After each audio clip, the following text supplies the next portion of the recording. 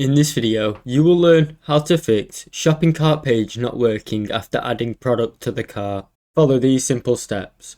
Go to WooCommerce, then go to Settings and Payment. Ensure that all the payment methods are enabled. If the payment methods are disabled, simply click Enable. After that, check for payment method restrictions. Some payment methods may be restricted based on shipping method or countries.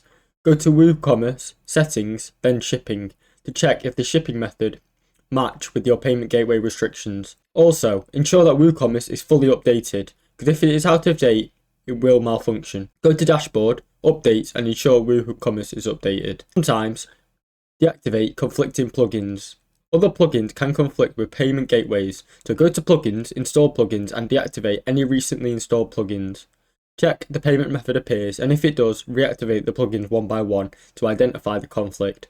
Thanks for watching. Don't forget to like and subscribe.